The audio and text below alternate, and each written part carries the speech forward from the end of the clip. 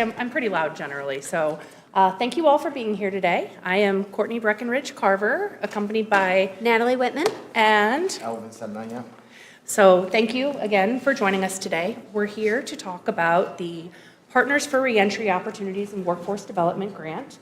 This is a $10 million award from the U.S. Department of Labor and U.S. Bureau of Prisons.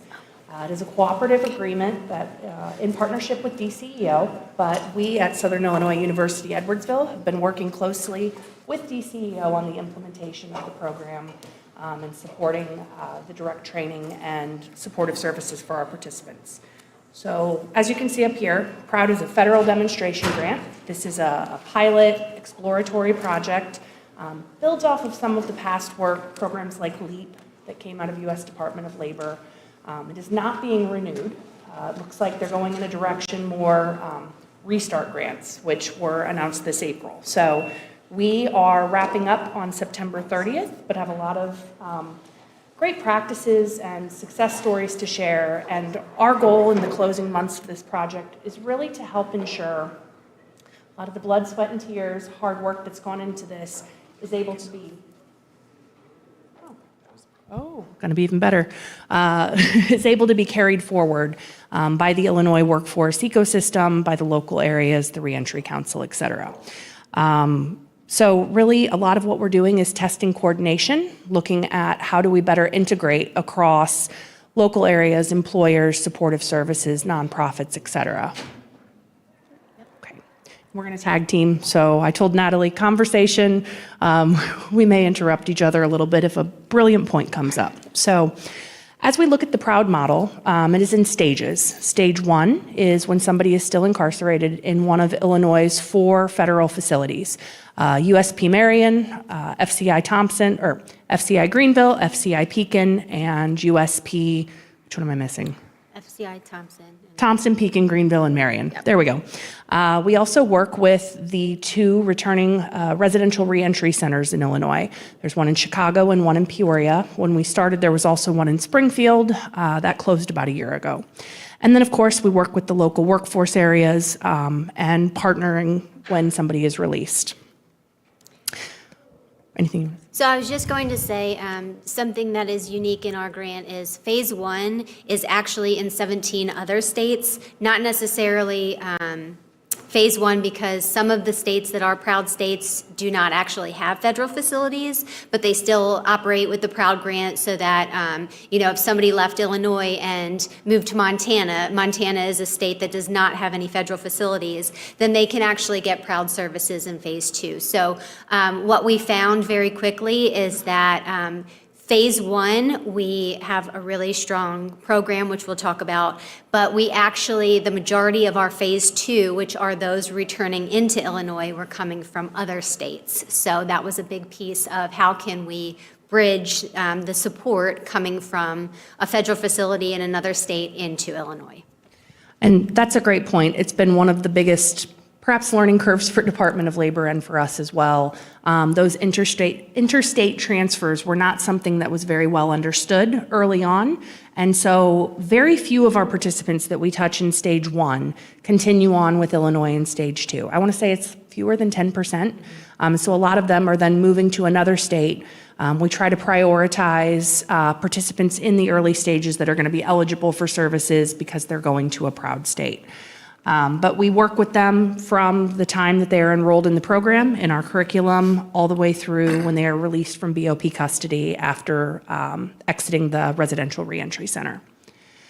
So, a lot of this work, we've heard some great presentations here, great examples of other reentry efforts across the state. One of the things that's really stood out here is the need for continuity. We're not just moving individuals from state to state. You could be in USP Marion, release up to the residential reentry center in Peoria, and then go to Rockford. So which local area are you affiliated with, right? Who is your point of contact if you're enrolling for career and training services? We found that having a consistent, Natalie is a returning resident advocate on the program, having a consistent voice, a consistent follow-through is really helpful in moving somebody from they're interested, but they're balancing requirements all the way through. They are able to successfully enroll in WIOA programming at the right point in their journey.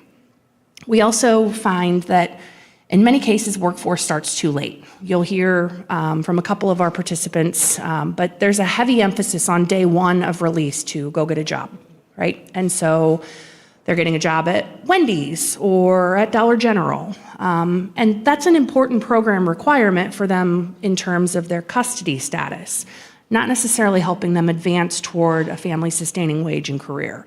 So being able to communicate with them about options and also serve as a liaison with their case manager, advocating for that individual, why it's important for them to enroll in a training program rather than continuing in a part-time job that's not necessarily leading to a career. And what we hear is in IDOC, there are these great programs and this bridge of having the local LWIAs come in and speak about the opportunities. But what we found, but what we found on the federal end is that they really didn't know about American Job Centers. They don't know about any of this, these resources.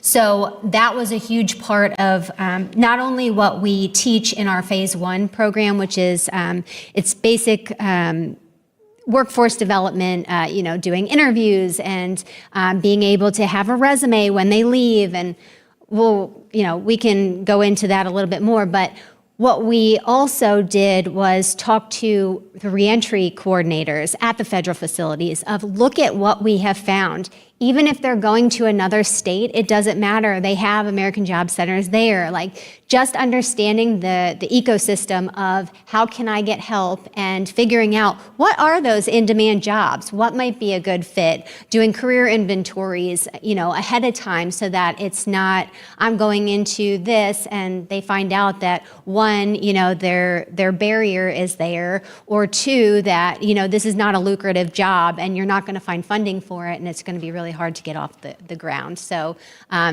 little different on the federal level, but we have been able in our grant to have a monthly call with the local LWIAs across the state, and that has been so wonderful to just understand what do you offer, what can we, we want to give realistic expectations and we want to make sure that we do not overpromise and underdeliver. That was a little bit of an issue early on as we were understanding our funding restrictions. Last point up here is just the transition window is short. We've particularly seen in the last year that time in stage 2, right, in a residential reentry center or home confinement could be as little as 1 day. When we started this program, it was expected to be 6 months to a year.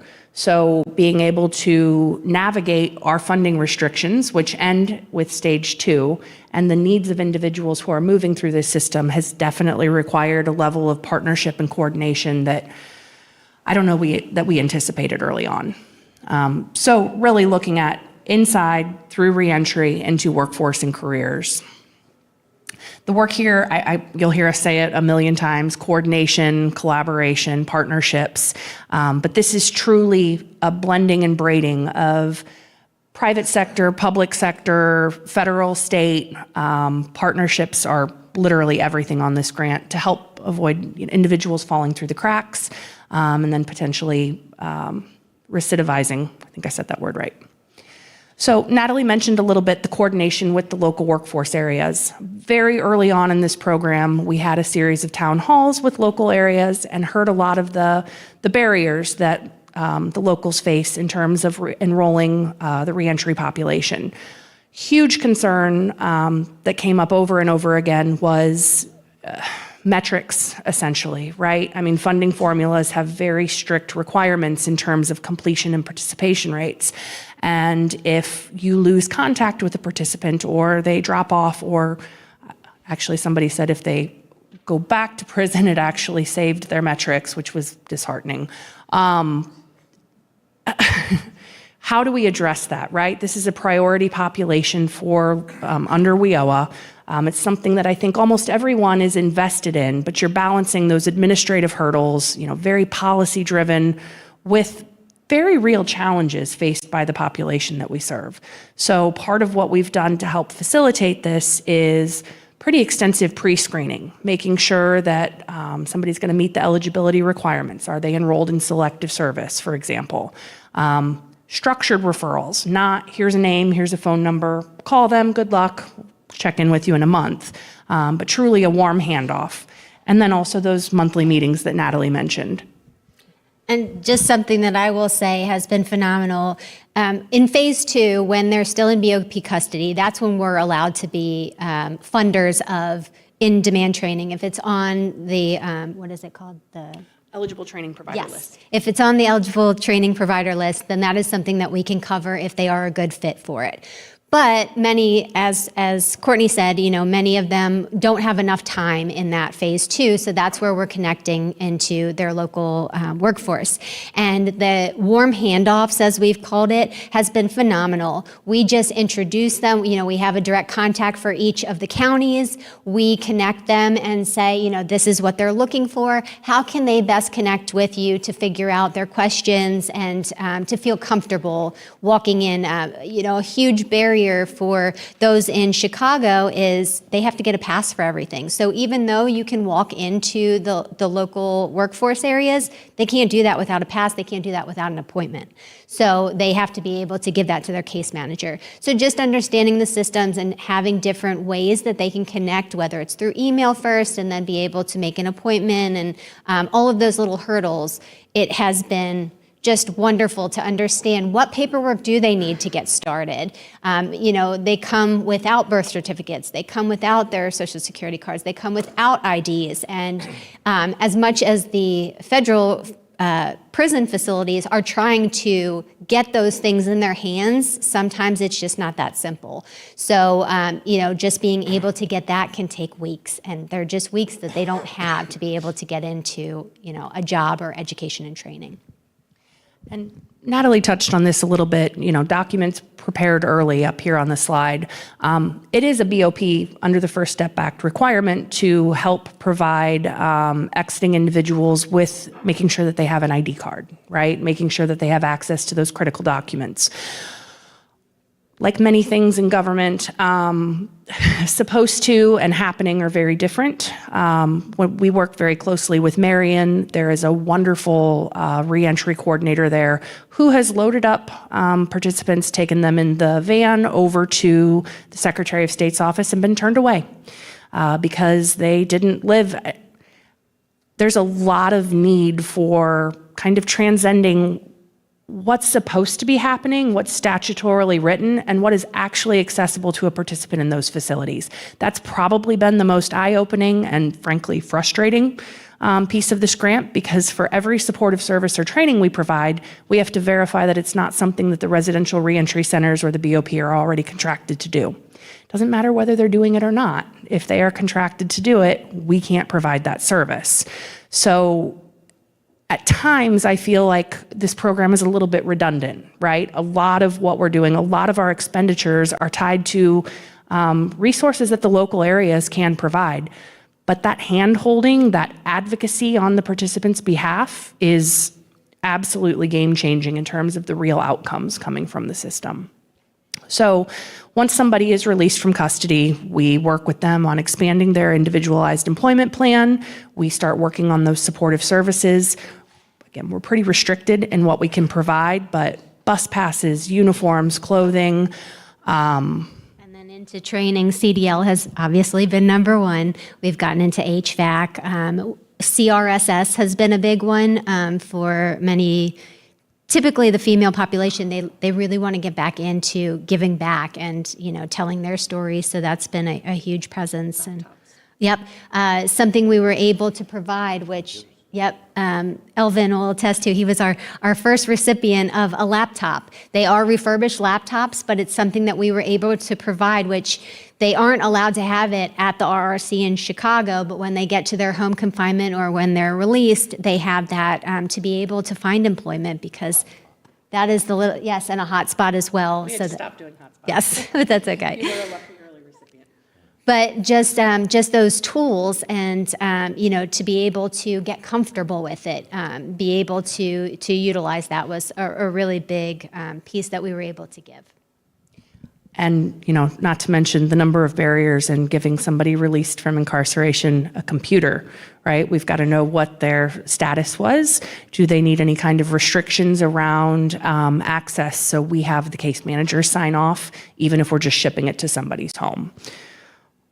So our goal is by the time somebody is getting ready to release into their home community, that they have the documents that they're going to need, that we've aligned with the intake that they're going to have, screening for eligibility with a WIOA program, and that everything is clearly communicated. So I think we've touched on this already, but that advocacy, the local workforce area partnership, and then really invested training providers and employers has been where we've seen the strongest results with our participants. Handoffs work best for us when they're expected, when they're prepared. Natalie mentioned the need for appointments when you're getting a bus pass or a pass to leave the facility in Chicago. We all speak in jargon and acronyms and WIOA and LWIA and all the different, titles and programs. It's so intimidating, right? And so I used to joke that we're grandma's tech service almost, right? Like my grandmother would call me, and my TV won't work, and you're walking her through the troubleshooting, but just somebody that's able to help take something that's very doable, right? But is challenging daunting, right? That's been one of the biggest things. Where coordination breaks for us, those timing gaps, right? I mean, the residential reentry center, we are constantly on BOP inmate finder. Is this person still eligible for services, or have they been released from custody?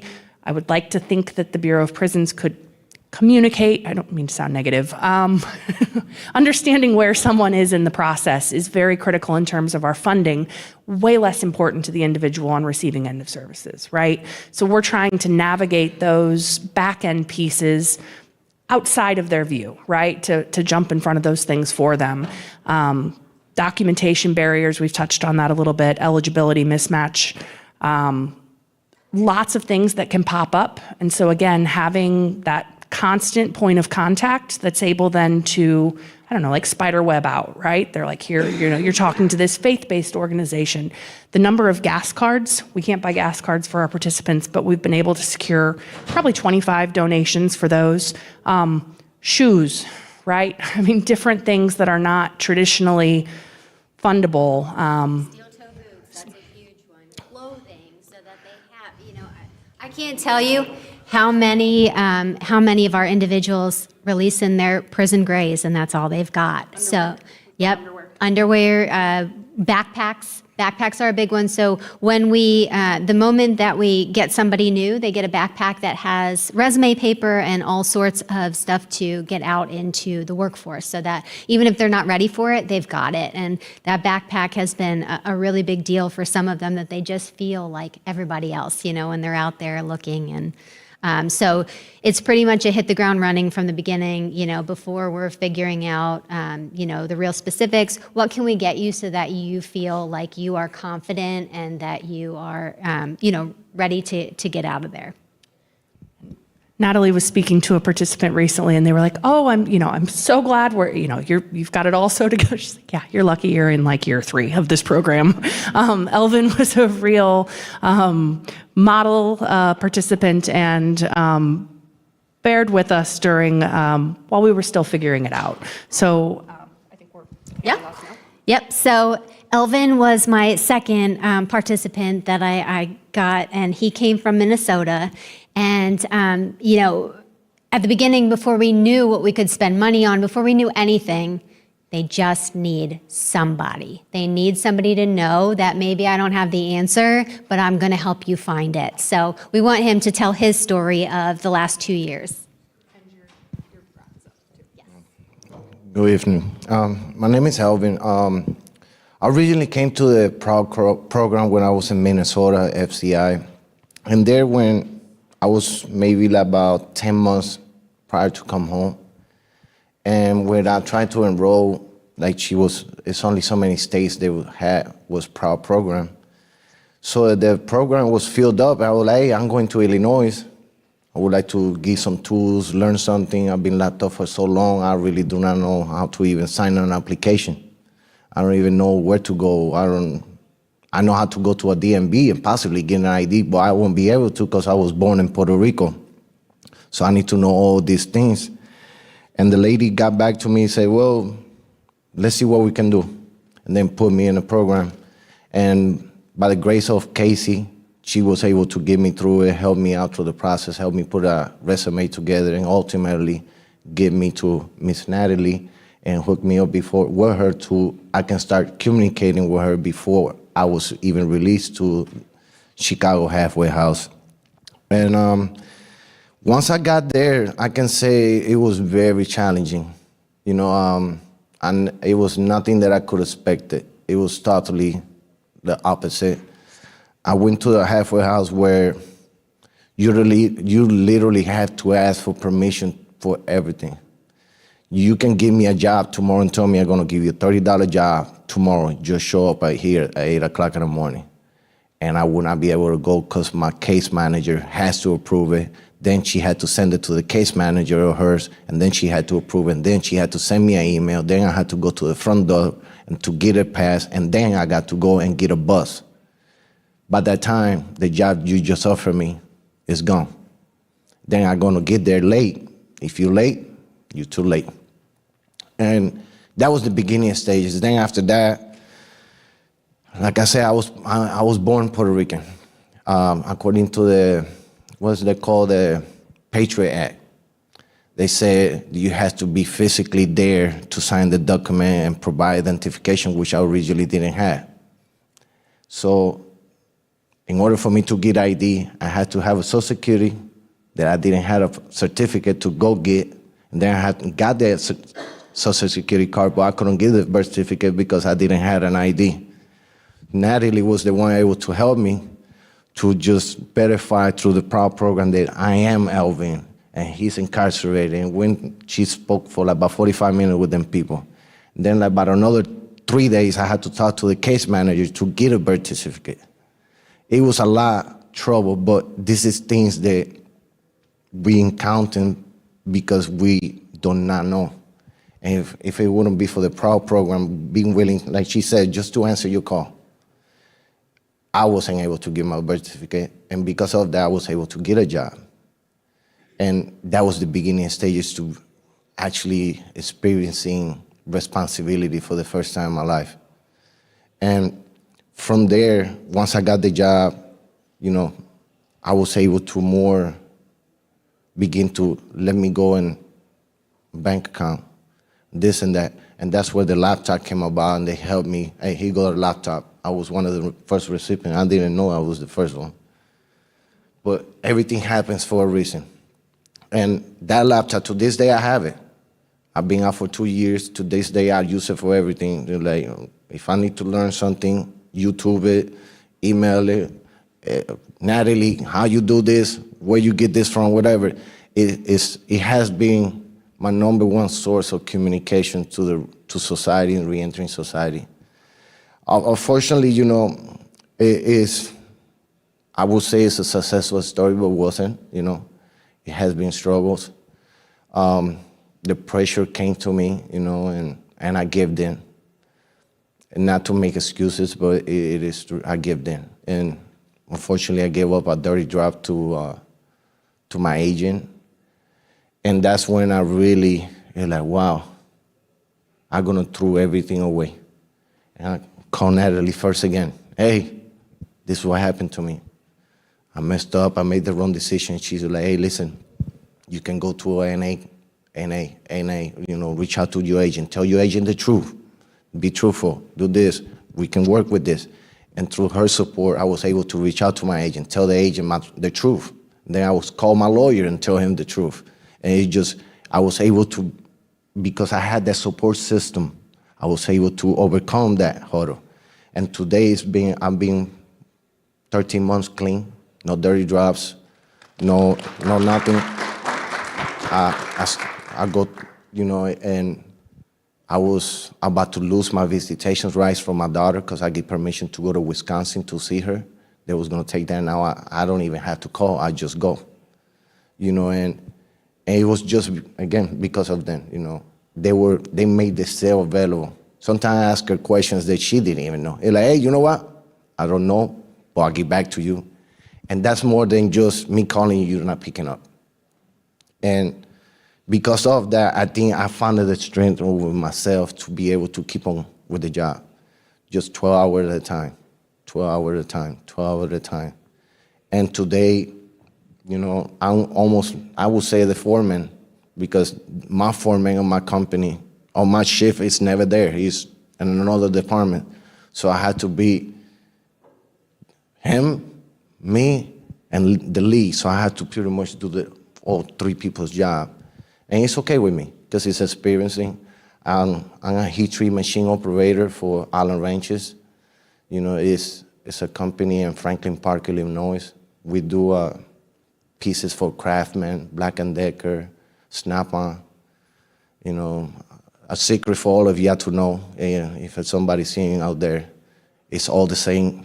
It's all the same Allen Ranch. All the changes, the name, brand, the stamp, that's it. But don't get me fired. I just got fired. But I was able to get that. I never thought myself capable of working with a machine, you know, and now I do. And it was because I learned how to work with a computer.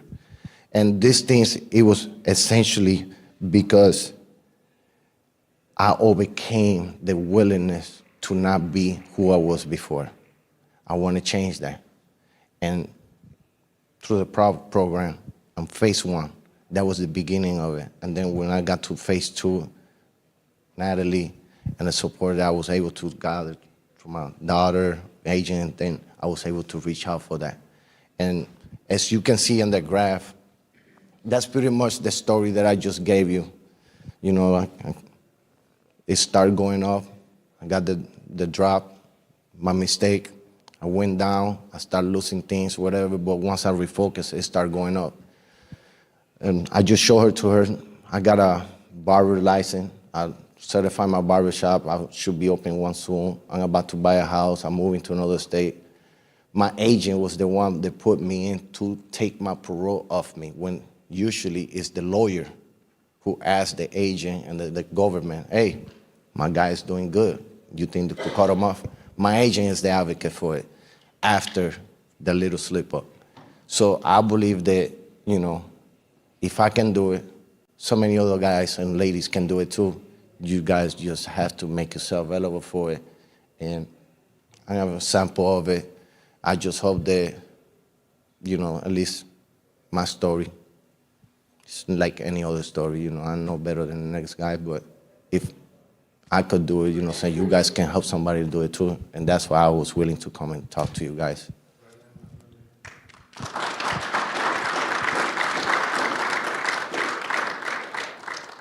And I think what's so great is now he is looking into barbering. So he is looking in his local LWIA to figure out how he can get that funded to make that next step in his life. So it's incredible when you know the opportunities that are around you.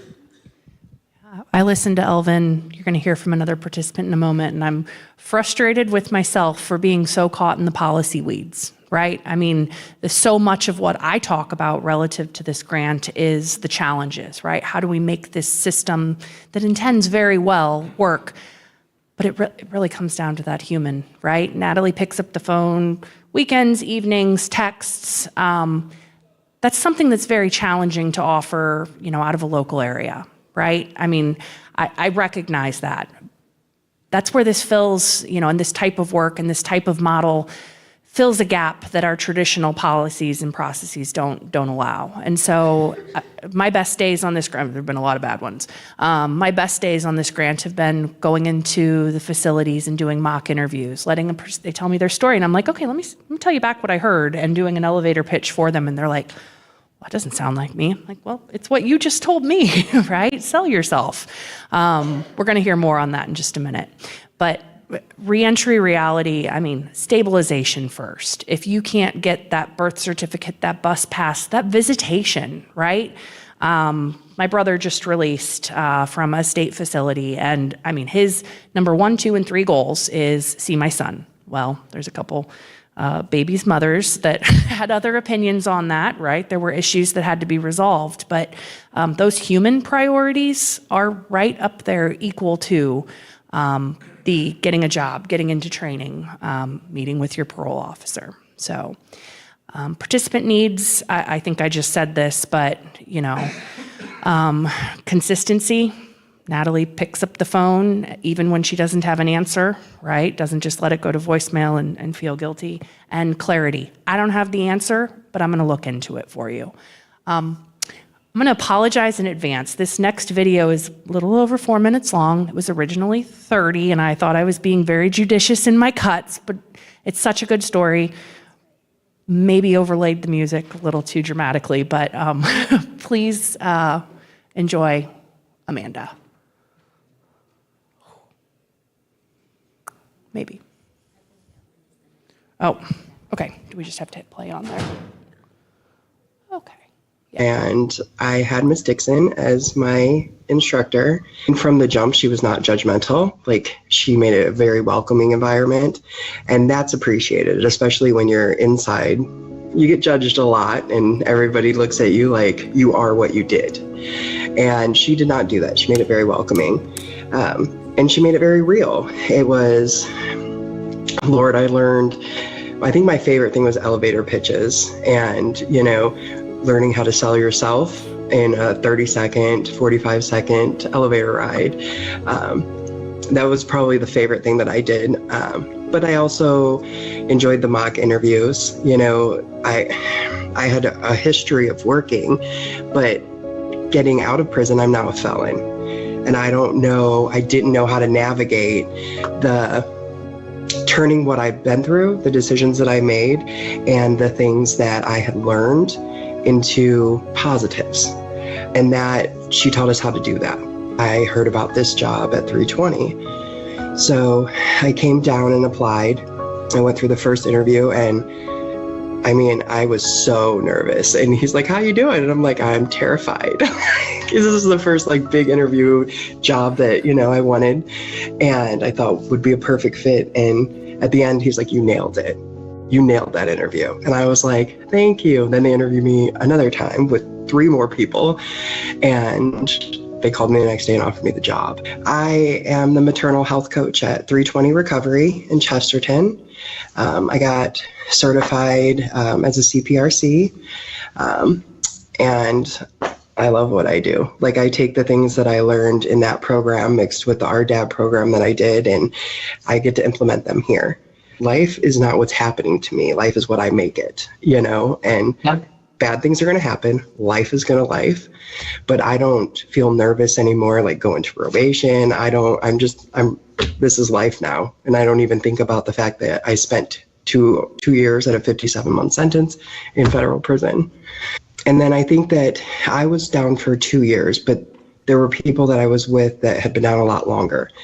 So going over the budgeting and the financing aspect of it, I saw the benefit in it, especially for those that had been incarcerated for multiple years. Because, when they went away, gas was $1.50 a gallon, and you don't know what you're going out to, especially if you didn't have communication with loved ones on the outside. That if you don't have the right mindset and you don't have the correct training or the right person even, because somebody could have come into our classroom and taught us that was just there to check a box, but you could tell that Ms. Dixon cared about the things that she taught us. You could tell that she wanted better for the people that were in that room, and she would do whatever she could within the realm of what she was allowed to do to help us succeed. And it didn't matter what we had done in the past, and that's having that level of someone who cares is monumental. But just motivating, keeping the motivation for being kind, being real. And that's a lot of what this program was being real. You're letting us know what's going to happen when we get out there, because we're not thinking about what's going to happen. We're just thinking it's going to be like it was before we went. Everybody's going to be so happy and we're going to be able to get a job right away. And there's not going to be any stresses anywhere. And that's not the reality of it. And for some people that could mean a relapse, you know, if they don't have that preparation, or homelessness, or back to theft and right back to prison. So I think having the opportunity to have that reel, to have someone build you up, like, oh yeah, I got convicted and sent to federal prison. I did. I got convicted and sent to federal prison, and it changed my life. It was the best thing that ever happened to me, because I have a better relationship with everyone in my life now, a better job than I've ever had before. And all of that is because of the programs that I worked inside that prison. It really could have been 20 minutes, the whole thing. I was teary at points in that. I'm going to skip the next video. It's from a training provider. I want to make sure we have time for questions. Please feel free to go back and watch, but I'll share one little nugget from this. This is Philip, can't say his last name, from Mid-City Trucking up in Chicago. Yep.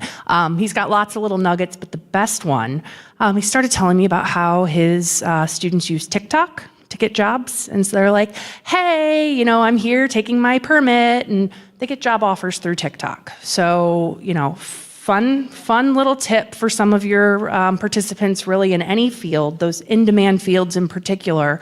It's not just LinkedIn. Apparently TikTok's the place to be. And he's funny. The unedited interview is long and hilarious, but I want to make sure we touch on Digiscape here a little bit, and then No, I was just going to give a preempt. So this is something that was created for digital literacy. And what I wanted to say is, in the last session about reentry, they were talking about how the LWIAs really don't have basic digital literacy. So this was created with no prior knowledge known. So this is like a little unicorn that is open. It's free. What is it? Free resource? Open source. Yeah. Open source. Sorry. Open source. And so it's something that's available to everybody. So this has been something on our LWIA calls that we have given them the QR codes, that it's very simple for anybody to sign up for, and that they can do it on their own time. So I'll let Courtney go through what it is, but and if you go to either Natalie or myself to our speaker page, there is a resource uploaded there for you, a Digiscape flyer. It has a QR code. You can go check it out. Again, I think it takes an email address to sign up and start moving through it. I want to say it's cute. There's some screenshots. I think it's really well done, and I think my slides tell this. Really uses storytelling and gamification to help move somebody kind of through the process of familiarizing yourself with tools. I am sure everyone in this room has either in advance or after the fact gotten a call from a parent, a grandparent, an aunt, or an uncle who got a scam, right? I mean, some of them are very scary, right? This is the IRS and we're going to take all your money. And it touches on, you know, trusted sources when you're clicking links, and all the way down to what is the difference between hardware and software? What do icons look like on a desktop? So on and so forth. The other thing that it attempts to do, and I think it does it pretty well, is reinforce the concept of trusted sources. So when you log in and you get your little in-game mobile phone screen, the contact in your phone is your mentor. And the mentor is your trusted source. If you have a question, you go back and you talk to your mentor, and you have to make friends with people in the game to pass certain levels. So just kind of reinforcing, like having the right connections, the right contacts, knowing who to ask for help, who not to, is really important. So these are the different modules that are in the game. The AI piece is pretty slim at this point. We started development before chat became my very best friend. But more to come. I suspect that this is something that will continue to be developed, and I know is under consideration for its use in other applications like ABOD, for instance. So again, to access Digiscape, that's the flyer that's up there. You can take that QR code, go right on in it. It's good for everyone, maybe not everyone. It is pretty basic, but please feel free to share this with participants or family members who call too often. So, big takeaway. Coordination has to be designed. It's not enough for Natalie to say, hey, call this person in, Cook County. Because you're gonna run into it. so much of it depends on who answers the phone, right? And what kind of day they're having. And a little bit of discouraging at this point in an individual's it can be the difference on does that line go up or does that line go down on the graph. So we have a behind the scenes spreadsheet, which is like, call this number and ask for this person, right? Those human contacts, not just having a massive resource list, but also like, here's the best person to talk to at this local area for somebody who's experiencing these types of challenges. The systems fail during these transition points.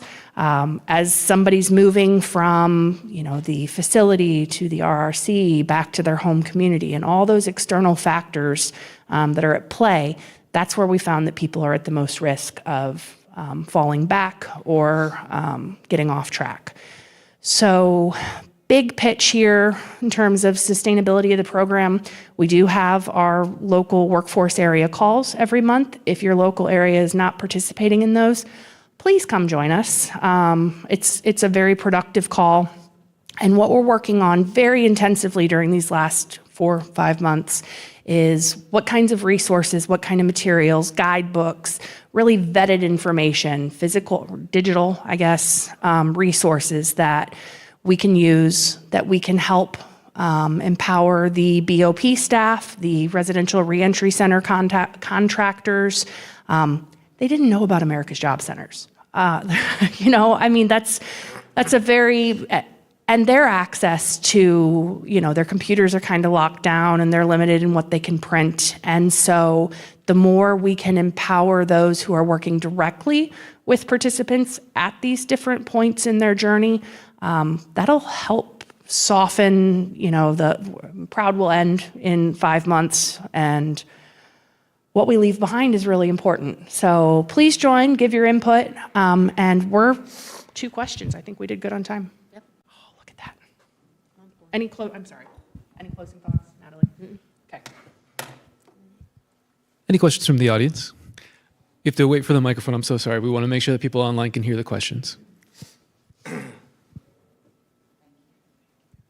Hi, I'm Bonnie Forker from St. Clair County. When I used to work in workforce development in St. Louis City, and I tried to gain a relationship with, we called them halfway houses back then, and it was terrible. They didn't want them to go to training, especially if they need skills training, because they wanted them to pay their daily fees. They wanted them to work right away, but then they wouldn't let them have time to get their GED, wouldn't let them have time to develop a resume, to come to our workshops to develop a resume. And I was offering bus tickets to get them there and back and all, and they still would not work with us. So in general, has anything improved with those agencies? Because they seem to put up more barriers than help people. So I won't speak illy of anything, but I will say Peoria's RRC are the MVPs of like all RRCs. When I tell you, Ann Mudd, she joins our LWIA calls, she champions. All her case managers email me the moment that they have somebody that they think is on PROWD, or if they have questions that maybe I can answer. She has ICC come into the facility and they sign them up for paid apprenticeships. They, talk about what kinds of education and training. She makes sure, when I was teaching a digital literacy class, she was busing them down to the local library. Like, when I tell you above and beyond, phenomenal. Chicago has been much trickier. Just to be able to get in there, I had to do fingerprints twice and still didn't pass. So it's just very difficult, just different ways, and I'm sure that restrictions are different. So we do the best that we can, but I will say Peoria's is the best. Go ahead. For the federal system in Illinois and Chicago, they don't allow us to pay no more. So when we go home and work, we don't have to pay no restitution to the facility no more. For right now, as of for right now, we don't pay no more. Thank you. And that's Illinois only.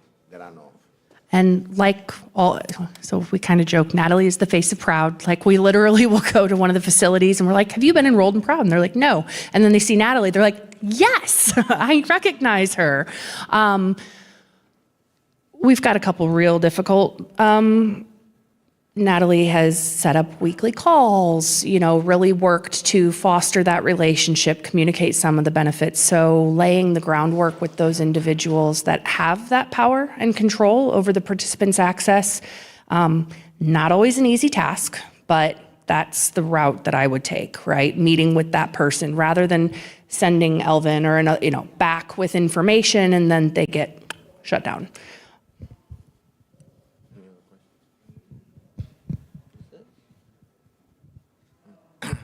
Hello, my name's Anthony Womack. I'm with Lewis and Clark Community College. I'm a returning citizen. I did 151 months in the federal system. So I thank everyone that's supporting it 100%. I didn't give up on my journey because I knew that just wasn't an option, and I never thought my past would be my future. So I took a position as a coordinator. I coordinate the pre-apprenticeship construction program for low-income returning citizens and things of that matter. My question is, one of the biggest barriers we have are driver's license.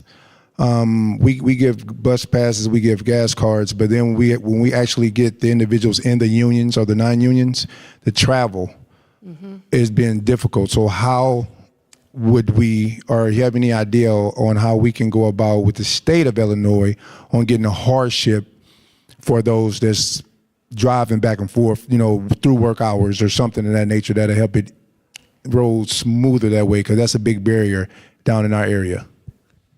Might get myself in trouble. We can't pay for fees or lawyers, and I'm assuming WIOA has a similar restriction. Secretary of State's office could use some phone calls, I feel like, right? There are things at a policy level in a number of these places where, again, very well-intentioned legislation, rules, restrictions. I mean, I can attest we all want to be, somebody's had their license revoked, right? But hardship license, I think you just hit. I don't have an answer other than advocacy, right? I mean, this is one of those areas. This is where foundations, I feel like, the faith-based community, we can't use government money to pay. I mean, you want a hardship license, you need a lawyer, right? That's really the reality. To go with you to those formal hearings at the Secretary of State, you have to wait 6 months between. We're going through this right now with my brother. So talking about that with, leadership at Lewis and Clark, with the legislative liaisons, there's power in numbers.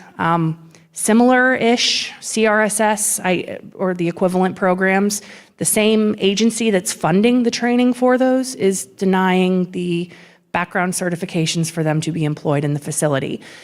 That's not a problem anyone in this room can fix other than talking about it, right? Advocacy, advocating. So that's a softball answer, but that's the best I've got. Open to other suggestions from the room if you've got them. We do have a couple of questions from online. First one's a quick one. What is an RRC? It's a residential reentry center. So it is originally called the Halfway House. It's just now called an RRC. Great question. Thank you. And then the other one, are there successful Illinois workforce programs connected to the reentry system? If so, how can other workforce programs get information on how the implementation was done?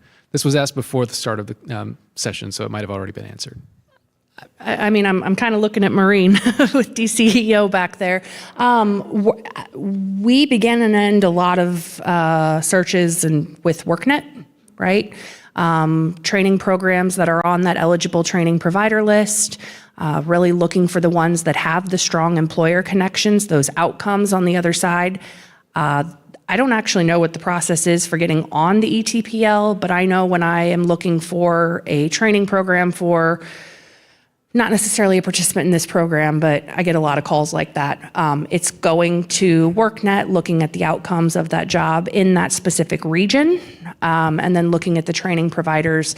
I think we're about to have a lot more data on all of this as a result of some of the changes in Workforce Pell, and some of the other changes accompanying programmatic outcomes. But Illinois does a really nice job of that, so that's where I'd begin and end. my search. And I see Maureen in the back nodding emphatically. Regarding a workforce program, I just want to mention the Make It in Illinois program. It's a workforce program that's makeitillinois.com. You can go there. There are job postings from manufacturers across the state that are looking for people and just to serve people as well. It depends on every individual manufacturer. Some are privately owned, some are large. It could be Amazon, right? There's Caterpillar here. It depends on what their HR policies are from that perspective. But if you go on makeitillinois.com, you'll find training centers, typically through community colleges, faith-based, and nonprofit organizations that provide that welding training, CNC, tech training, that sort of thing. I hear you've got a pretty good TikTok page too. Right? Is that the one with the influencers? And yep. A lot of those programs, right? The statewide initiatives, the CJA returning resident hubs, the Clean Jobs Incubator, those have been, the number of things we can't pay for is longer than it's long. So we do a lot of work with CJA hubs, with JTED, with some of those other programs. But again, I'm rattling off acronyms that not everybody knows. You don't necessarily know who to call to access those programs. And again, depends on who answers the phone. So legwork before you just give that off, or give that number out, I feel like is probably the strongest avenue.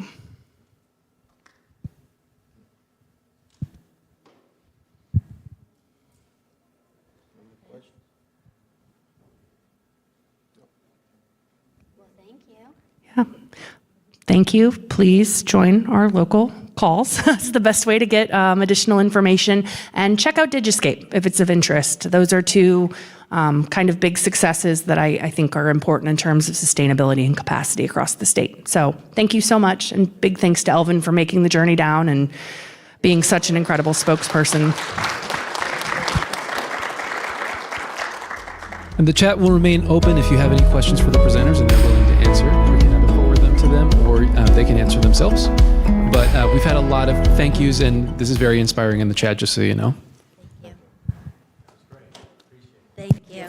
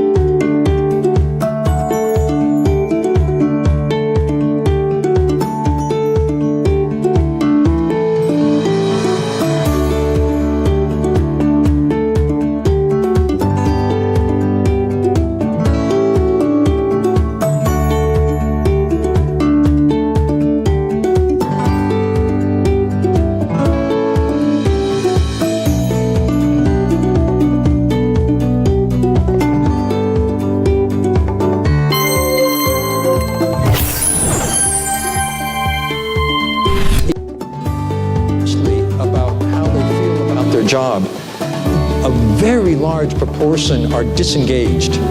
It's just a job. I just do it.